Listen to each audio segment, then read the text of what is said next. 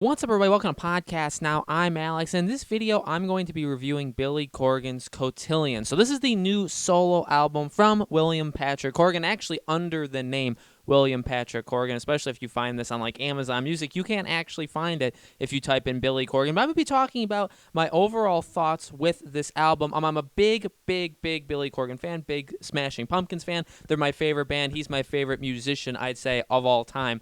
And I've reviewed, I believe, every single piece of work he's ever made besides The Future Embrace. And when looking at The Future Embrace, OG Lala, which released in 2017, and then this one, I feel like my initial impressions, just to kind of skip to the chase here, is that I like OG Lala a whole lot better. I do not think Cotillions is bad, and it's not.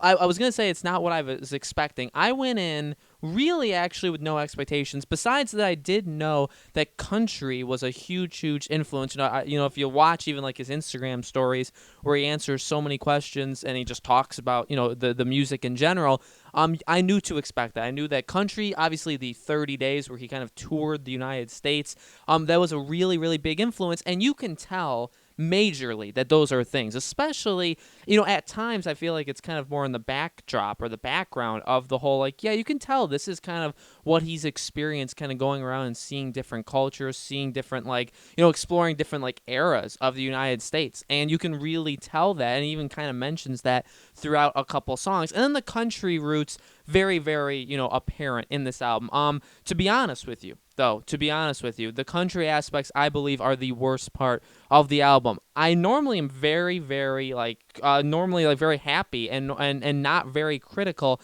on a lot of his works, because there's not a lot in my mind to be critical of. Even the newest work, even like Zeitgeist, I've really come around to loving, and that's Smashing Pumpkins for sure. I loved OG Lala, and I think for what that album did, pretty darn short overall, but that was a journey. It had so many different sounds to it while keeping an overall kind of tone. If you're just listening to it in the background, I think you would maybe confuse some songs for others.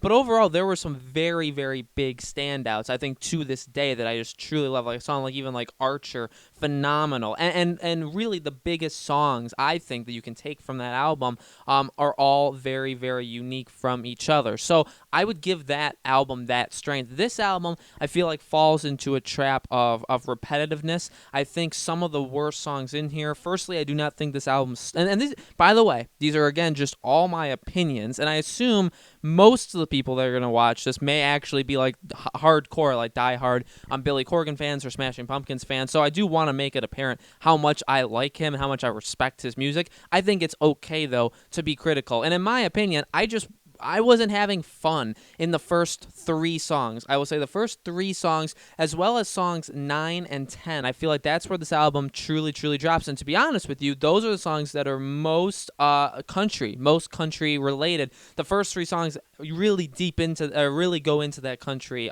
arc. And then 9 and 10, especially like Buffalo Boy.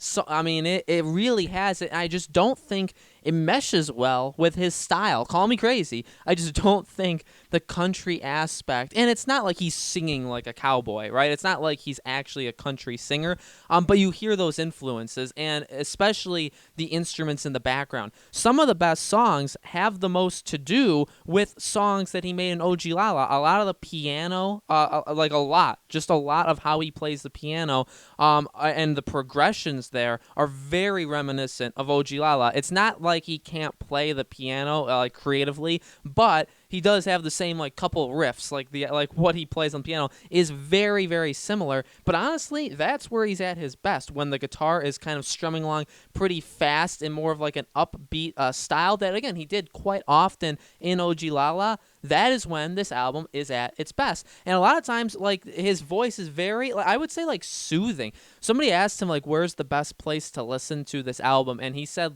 sitting on, a recliner with, a hot chocolate by, a fireplace. And I feel like that's pretty accurate. I feel like this is an album, and this can be looked at as both good and bad. This is an album that I feel like you can kind of have in the background and just kind of have it going, and you're not thinking too hard about it, and it just sounds pleasing.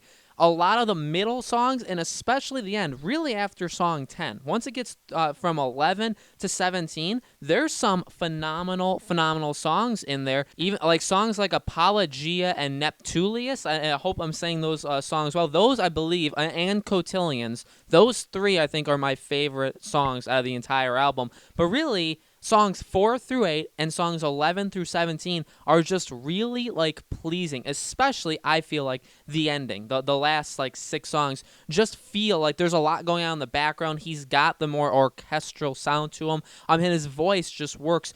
I feel like his voice definitely shines the most in those songs.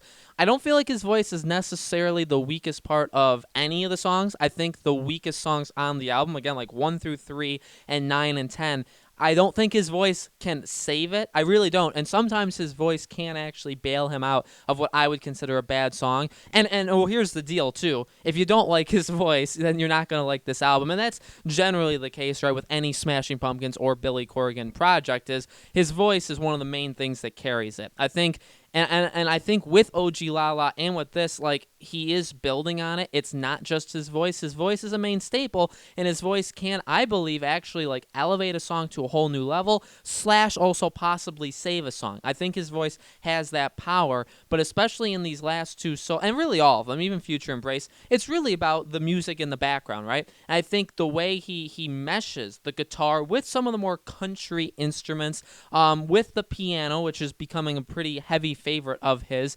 I really think it adds extra dimensions to this music. I think, again, like, the weakest parts of this album that I can say, kind of like summarizing, is a couple of songs. I'd say 5 songs out of 17 I would say are bad. I would actually go so far to say bad. I would say also skippable. And that's really, when I review his albums, when I say, like, I would skip the song, that's pretty much the worst criticism I think I could give him, right? I would listen to this album a ton of times, and I have listened to some of these songs more than once, but I wouldn't actually be willing to listen to the album start to finish over and over. Now, that you could call me whatever names you'd want for that, but I just think there are definitely some songs where you just say, you know what? There's really nothing separating them. And again, this album does have that problem. Some of these songs sound very similar, even some of the better songs. I think songs 4 through 8, some of them are very repetitive, but at least they're, like, good, right? At least they are good overall material. I feel like there is a lot more creativity with songs 11 through 17, and they all sound pretty unique. You can start to pick them out. I even, like, wrote those songs' names down because I was like, oh, okay, these songs do definitely sound different enough where they have their own kind of thing that makes them good. And keeping that theme, the songs that are bad, 1 through 3 and 9 and 10, they all kind of sound the same too. That's one of their biggest problems is they're, again, like, I don't like the way the country aspect was written with it. I feel like they're more overall boring songs, but at the same time, they're all kind of, like, they all kind of sound the same. I don't think anybody could probably point out, I mean, maybe some, but an overwhelming majority, I don't think, could point out which song is which. I mean, he does say, like, Hard Times, he says that throughout the song, and it's not Paramore's Hard Times. That song is a much more catchy and upbeat one. And so that's just, I would say, the issue with this album. A little bit too repetitive, way too into the country thing. I think the country overall, even in the best songs, I think the country is overall, like, the worst part of all those songs, but his voice, the increasing creativity, especially towards the end, his use of piano and guitar, and using them in different ways. Like, he's got a lot of acoustic going on, but especially in some of the later songs, he adds a little electric to it in, like, key parts of it that really do change the song, change how the song sounds, and I think makes them better overall. I like this album a lot. I actually listened to it a couple of the songs, or parts of the songs, Thursday night, like when it first came out, and I wasn't really into it, and so I was kind of worried listening to it Friday and being like, all right, well, I don't even know what to expect. Like, do I just expect this to be bad, and then if it's better, then I'll be surprised? And maybe that is how I went into it, because I was like, all right, these first 3 songs, I'm not liking the way they're going.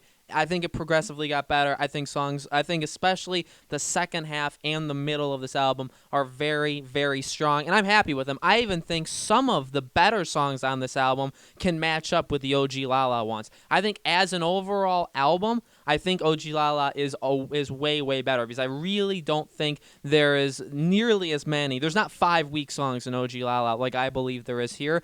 And then, I would really only say there's 4, 5-ish songs on this album that are like elite, that I really, really love, that I could probably listen to on repeat like 5, 6, 7 times in a row. And I do that a lot, actually, for Smashing Pumpkins and Billy Corgan works. I'm able to just listen to the song like 10 times on repeat. But I'm only going to do it with the songs that really connect with me in whatever way. And I feel like there's only a handful in this album. Then there's another handful of good songs, but maybe I wouldn't listen to them that many times. And then there's bad songs. OG Lala, I think, is just an overall more complete package. With that being said, I'm happy. More Billy Corgan music is always phenomenal. Can't wait for Smashing Pumpkins music in 2020, and hopefully we get a whole lot of it with Shining Oh So Bright Volume 2 and 3, Machina, remix or reissue, the Christmas album. Lots of Smashing Pumpkins and Billy Corgan content coming up that I'm super, super excited for. So, guys, let me know in the comments below, what did you think of Cotillions as a whole? Did you like it? Did you not like it? Which are your favorite, your least favorite songs?